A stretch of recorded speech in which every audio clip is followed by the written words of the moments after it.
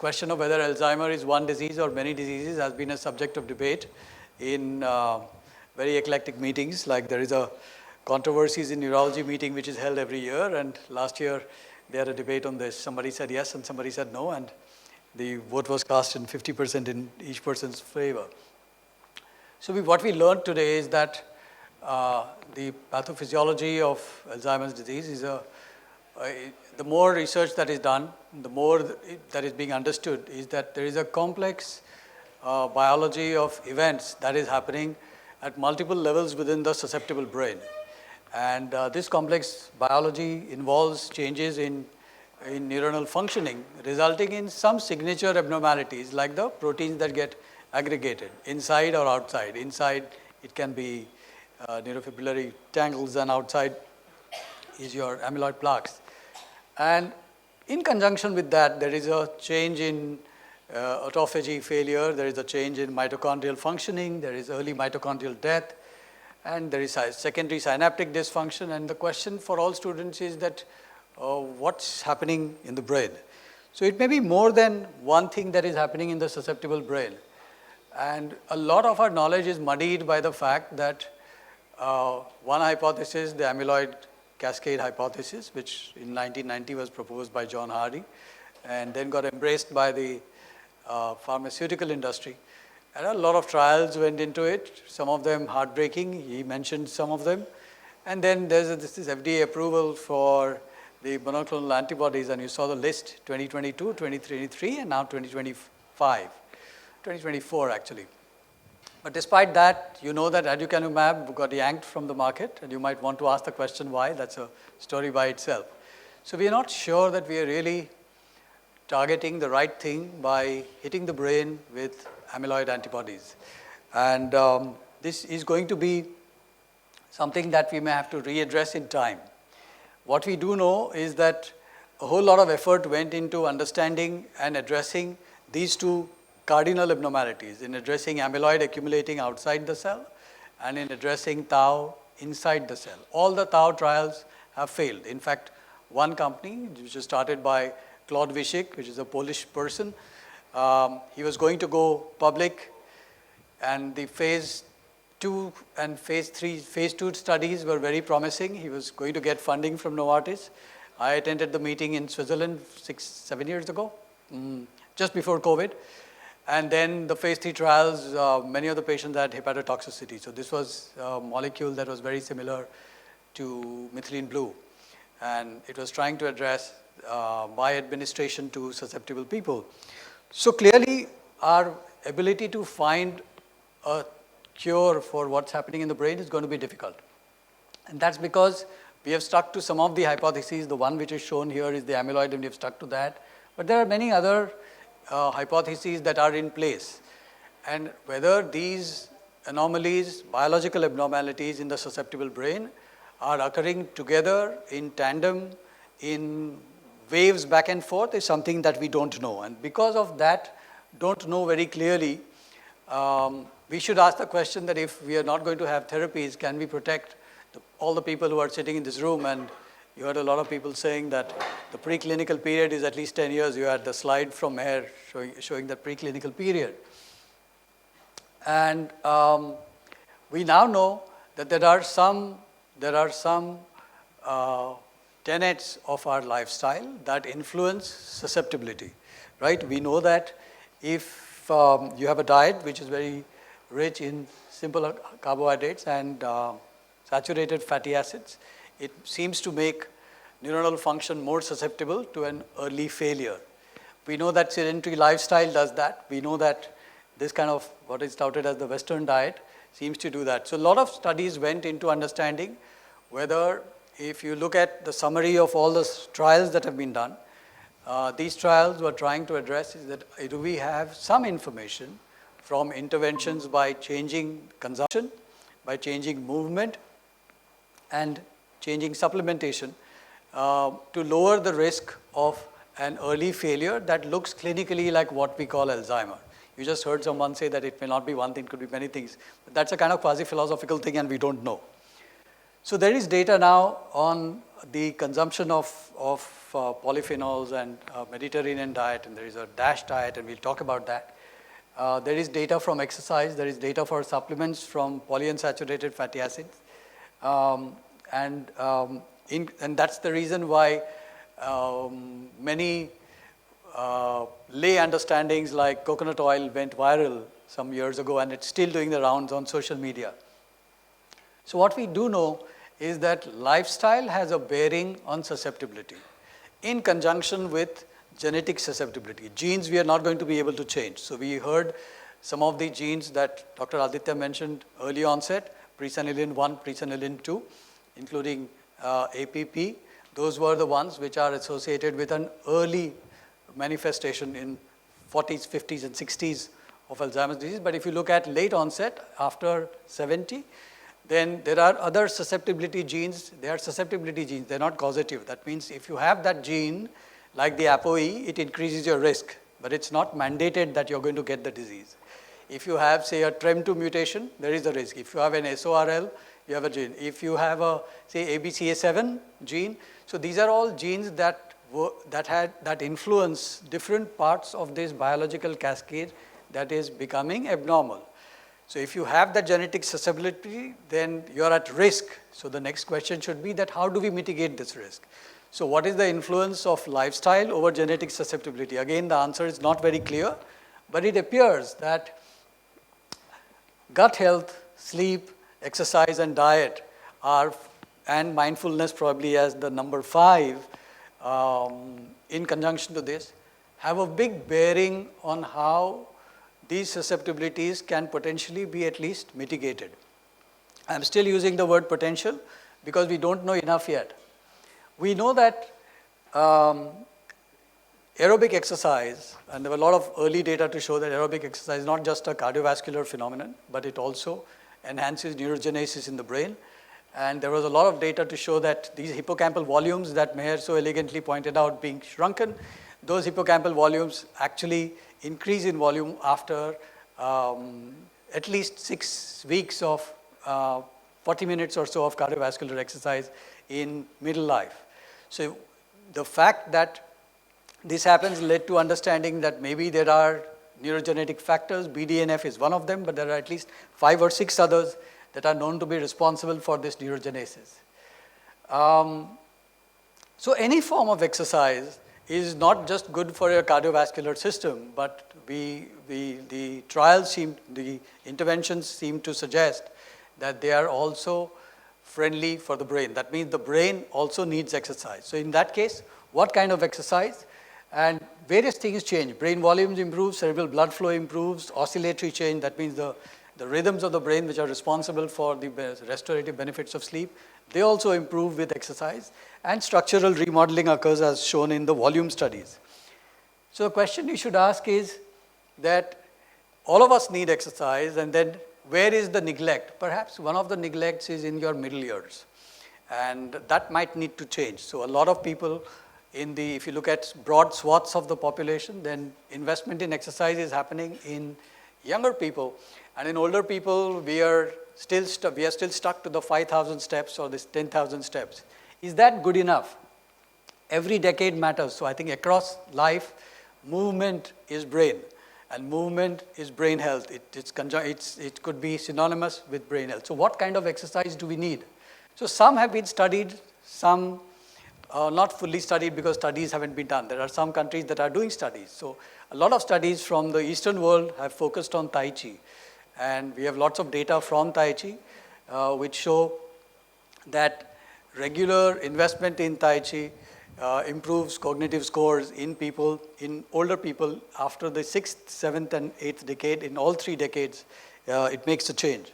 We have data also from Pilates. So the question is, how do we explain these exercises? So isometric, resistance exercises, and Pilates-like core exercises, how do you think it could influence cognition? Well, one of the links could be that these improve our breathing, one of the most neglected physiologies of the body, and not just while we are awake, but also breathing in sleep. And we know that breathing in sleep is linked to the efficacy of the lymphatic system. And there could be a link there. Again, it's not been studied. We don't have data on lymphatic efficiency. It can be measured on MRI. Mayor might tell you that there is a DTI sequence on MRI. You can study lymphatic efficiency by using something called the ALPS index. It's a different subject altogether. But we don't have good studies on exercise and the ALPS index, but I think in time these might come. These are some of the studies that have been done which imply the beneficial effects of exercise on brain modeling. So somewhere the message seems to be emerging that exercise for brain protection is something that is worth pursuing. If you ask me, what should we be focusing on besides the cardiovascular exercise? We should be focusing on core strength. And core strength can come from these simple exercises that you can do: squats, push-ups, lunges, glute bridges, dead bugs, and dips. Now, these can be done by any person. It doesn't, nobody needs to think that because I am in my 60s or 70s, this may not be good for me. This is a myth. This can be done by across decades, and investment in these are likely to influence how the lymphatic system behaves when we are sleeping at night. And one of the studies that came about is the association between lower limb muscular strength and cognitive abilities. So I asked the question at that time. I was wondering that what does lower limb strength have to do with cognitive abilities? But lower limb strength, standing on one leg even and holding your balance, try doing that together. If you're standing and you want to flex your knee and hold, it is extremely difficult over time unless your core muscles kick in. And this core strength again correlates with lymphatic efficiency. So somewhere this translational science is going to come through. So there are a few take-home messages for exercise. It's not just a cardiovascular health promoter. It improves hippocampal volumes, enhances neurogenesis plasticity, flushes BDNF into the brain. Secondary benefits exist.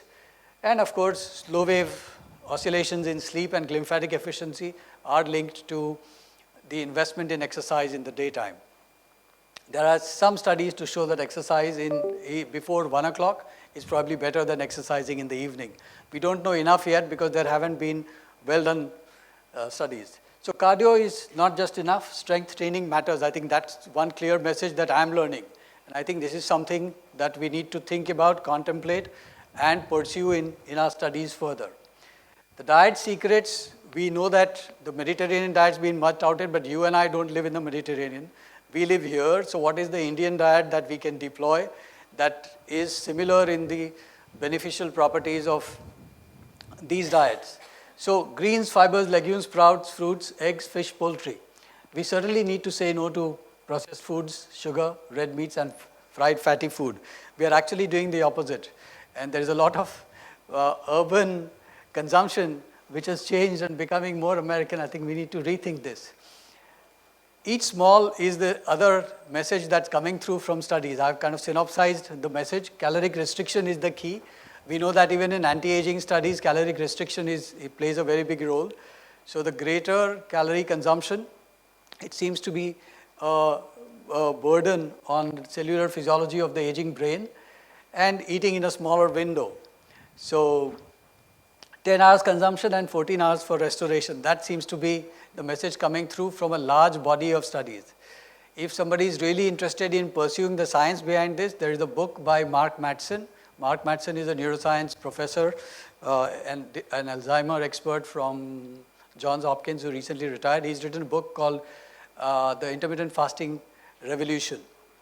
I would suggest you can buy it on Amazon and have a look at the data that they have published. And it has a citation value which is really enormous. So there is a lot of data that's been published which implies that such is the case. So in that food pyramid, most of the Western publications seem to talk about the Mediterranean diet, whereas for us, we need to think that we need to change our grain. Perhaps one could move from maida and wheat to the millet-based grains and look at all the greens, all the sprouts, all the vegetarian food that we have. And the ones who need the protein supplements, one can stick to white meats like fish and chicken and eggs, of course. So this also stems from a multifaceted alteration in the body. Your consumption is not just rich in lycopenes and antioxidants, which is important for restoration, but it also changes the gut-brain axis. So there is now emerging data to show that the type of food that you consume reflects the balance of bacteria in the gut, and this bacterial gut balance is a reflection of how inflammation starts. And there's a lot of new science clearly emerging that to tell us that inflammatory changes, for example, in Parkinson's disease, seems to start first in the gut and then spreads via the vagus nerve into the nervous system, producing susceptibility for neurodegeneration. Whether this principle also applies in Alzheimer's disease is not very clear, but it appears that there is a gut-brain association clearly for Alzheimer too. And maybe Aditya may be able to tell us more. So what you eat does seem to matter, and if this science is pursued further, probably we will be able to understand better what consumption investments we need to make. This is the Mark Mattson study that was published in New England Journal of Medicine, the effects of intermittent fasting on health, aging, and disease. And for those who are interested, you should have a look at this. So the two principles that we talked about earlier, mitochondrial health and the health of your autophagy, they are increased with intermittent fasting.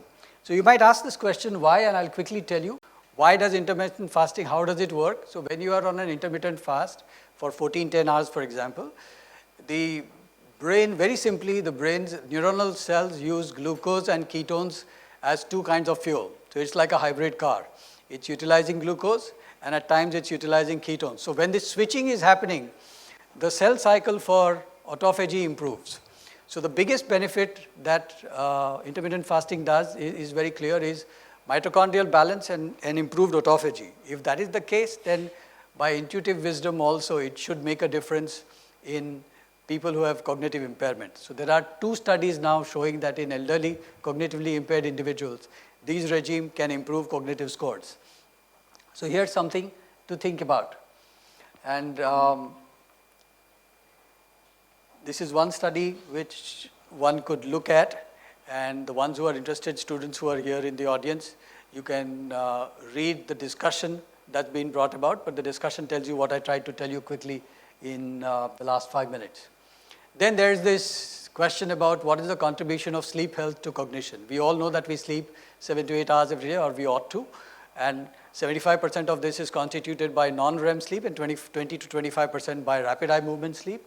All of them have significant benefits. In non-REM sleep, there is a decrease in spinal reflexes, there's a reduction in heart rate and breathing, the brain temperature goes down, cerebral blood flow goes down, and the EEG becomes slow. And that slow EEG starts the restorative process. In REM sleep, it's slightly different. So reflexes remain absent, but the eyes move rapidly, the body temperature goes up, and there's desynchronized cortical activity looking like the wakeful state. And this is the time when you are dreaming and there is some creativity enhancement. But now we know that cellular autophagy in the sleeping brain requires REM sleep. And therefore, REM sleep is also going to be restorative by improving how the cleaning occurs. You all heard about the glymphatic system. So this glymphatic system, now this REM sleep, as here what I'm trying to show you is that if you don't sleep through the night, then the restorative benefits of both non-REM are not, and REM sleep are not accrued. So in the early half, there is a lot of non-REM sleep, you can see here. And in the latter half of sleep, from 3 to 7, is the REM dominant period. So both these periods are relevant. And ideally, we ought to be sleeping in good sync with the circadian rhythm. So Berkeley studies about 9 years ago, 10 years ago, the initial studies came out saying that sleep disturbance forecasts accumulation of beta amyloid and tau in the brain. And at that time, it was a suspicion that sleep may serve as a marker of future change. This is a recent study just published 2 months ago. This is from Mayo Clinic, Diego Carvalho's work. It shows that in a large swath of people in Minnesota, I think, there they've shown that the ones who, if you looked at their sleep profiles, the ones who were sleeping less than 6 hours had a 40% higher risk of developing Alzheimer's disease over time. And they also had changes in their biomarkers and FDG PETs. So their cognitive performance, white matter scores, and global amyloid PET burden was greater in the ones who were not sleeping. There are numerous other studies, and we are not going to discuss them today. There are a whole ton of other studies which have made correlative assessments linking the clear relationship between sleep health and the ability of sleep to decrease amyloid burden in the brain. So one of the other new things that emerged from these assessments is that if your REM sleep decreases over time, and this is a very small study, but this is kind of become kind of benchmark for REM sleep to be studied for cognitive health, that every percentage drop in REM sleep over time seems to increase the incident risk of dementia by 9%. So one may ask this question, how does that happen? It's again an emerging understanding. We don't know all the details yet because it's being addressed. And this has been proven from numerous studies. This is Claire Andre's work showing that in people who have cognitive impairment, there is a reduction in REM quantity and there is also an increased latency to REM sleep. And one of the things that came out in January this year was delayed REM latency could be an early sign of cognitive impairment. So if you look at a polysomnogram, that may be the case. This was a patient that was referred to me by Dr. Arun Shah in Reliance, the 53-year-old male who had cognitive impairment, and he asked us to do a sleep study. And you can see here that his REM latency was 232 minutes, and he spent only about 4.8% of his time in REM sleep. He didn't really have sleep apnea. And I went to the extent during the reporting to say that long REM latency and poor REM acquisition may contribute to cognitive impairment. So this is again something that we are learning, that studying sleep can help us to understand our cognitively impaired people, and I personally do sleep studies in almost all patients that I see who have cognitive impairment. So how can one improve REM sleep? That should be the question. So disciplined sleep timing, investing in circadian synchrony, that is sleeping 4 hours from sunset and waking with sunrise, that should be our attempt to achieve.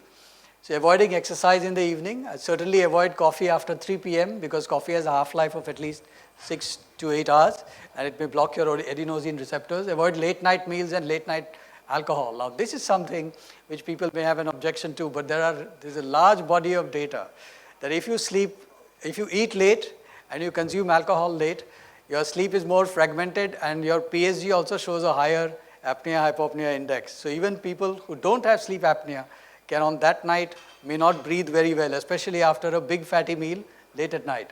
So this is something one can avoid. Older individuals can consider melatonin and magnesium. We need to develop a winding down routine prior to sleep time. So if you wind down, and that's where all of you know that people who are not able to wind down need some therapy of sorts to help. We need to use the bed only for sleep and intimacy and not do work in bed. That message should go out to our people who don't know anything about sleep biology. And we need to optimize bedroom temperature and darken ambient light. Simple things can change how we sleep, and sleep and cognition are very densely correlated. I told you about the glymphatic system discovered in 2013. All the new data now that seems to show is that for those who don't know, what is the glymphatic? When you're sleeping, your brain the interstitium of the brain actually expands by about a good 30%. And CSF flows from the arteries to the veins. And this flow of the CSF is optimized by your pulse rate and rhythmic breathing. So the rhythmic breathing in sleep and the pulsatility of your vessels in sleep facilitates the glymphatic fluid movement. Voluntary exercise and low-dose alcohol, they said, but I'm not very sure about it. Head injury, diabetes, strokes, and sleep apnea, all of them impair glymphatic efficiency. And this glymphatic function excretes amyloid and tau, and we now have data on TDP-43 too. So it appears that in normal individuals who don't have any cognitive impairment, when you are sleeping at night, you're getting a brain clean. And that brain clean is a wet cleaning, whereas your REM sleep is probably doing your dry cleaning and improving autophagy. That's the best way you can explain patients that if you invest in sleep, you have a cleaner brain. I think that should be one message that we need to give out. And this was, of course, when Maike Nedergaard described the glymphatic system, she called it that the brain, this was what they had called it, the garbage truck of the brain. And very, very sensible appellation. So next question that researchers asked is that does circadian rhythm matter? And there are two groups that are looking at this, Matthew Pace in Melbourne and there's Eric Musiek in the US. So large body of work from them. And in community-based studies too, circadian rhythm matters. So you can study circadian rhythm by actigraphy. You heard Dr. Vaya tell you about large bodies of data from actigraphy. So actigraphy can tell you whether your sleeping time you are moving or not moving and whether your wakeful time you are sleeping. So these study correlates clearly show that maintaining circadian rhythms also decreases the risk of incident dementia. So the sleep restoration is optimal when at least sleep quality, quantity, timing, and consistency are met. So we often think that sleeping late is okay, but it's not okay. And sleeping in time and avoiding sleep disorders, both of them are equally relevant along with 7 to 8 hours. So circadian timing matters. Sleeping late and awakening late are as harmful as having a sleep disorder. So this message again has to go out in the community as healthcare providers. We ought to understand this ourselves. Consistency is the key. And why could this be relevant? So we have some information from those microglial cells. So there are two phenotypes of microglial cells, M1 and M2. So the M2 is a neuroprotective phenotype and the M1 is a neurotoxic phenotype. So microglia are wired to convert from M2 to M1, and whenever there's a perceived threat, it can produce inflammatory neurokines and produce synaptic loss by eroding synapses. So this requires circadian rhythm, and this also requires REM sleep. So we have now learned that REM is a promoter of microglial balance. We also know that circadian rhythm matters for microglial optimacy. And the other input that has come through is that there are new studies which show that intermittent fasting too, that means restricted calorie consumption in a window, optimizes the functioning of microglial cells in all the models that we are studying. You can't study this in humans at the moment, but in mouse models it's been shown. And lastly, we talked during the day about what is the relevance of avoiding rumination and anxiety and the spectrum of anomalies that would go into anxiety depression complex. Well, mindfulness matters, and in all the wellness provider services, mindfulness is being taught, whereas we as the so-called healthcare providers are not talking about mindfulness. And it appears that just investing in meditation and breathing, even for 5 to 10 minutes in a day, and there are different breathing techniques that are promoted, can help in stabilizing our anxiety profiles and improving our breathing. And we talked about resilience today. So we are learning a few things about resilience. We don't know now into this resilience model what lifestyle investments to be incorporated completely. What we know today is that social and emotional factors are equally important in maintaining cognitive health. One of the new emerging things that's been observed is that older individuals are often susceptible to the specter of dementia from losing their engagement. And this engagement loss is often circumstantial. So providing an opportunity for engagement is going to be the important step in rehabilitation. So Aditya will talk to you about that, and most caregivers in institutional centers that are looking after patients with dementia now need to develop paradigms for giving them an opportunity to engage. So this is the last thing that I have, that the prefrontal cortex that optimizes slow wave oscillations in sleep, right? This is the anatomy that is relevant, and you heard a lot about prefrontal atrophy in Mayer's talk too. So trauma, aging, alcohol binges, and depression, all of them decrease prefrontal volumes, whereas exercise, mindfulness, yoga, passion and engagement, and social enrichment, all of them improve prefrontal cortex volumes. So if these changes are made, they are likely to improve the way we engage with the world and decrease the risk of dementia. Okay? So these are my take-home messages, that we don't know enough about Alzheimer's disease. You also heard someone say that we are not sure whether it's one disease or a coming together of different processes of brain failure. That may be possible, because the philosophical way of looking at this disorder is that there are numerous pathways that can lead to this kind of failure. But we need to understand that if we try to eat right, move right, think right, sleep right, and breathe right, then we might have an avenue for preventing this from happening over time. And this is something to think about. I think this is something to explore, and we should follow more wellness neuroscience and its effects on cognition in time to learn whether this can be done. Thank you.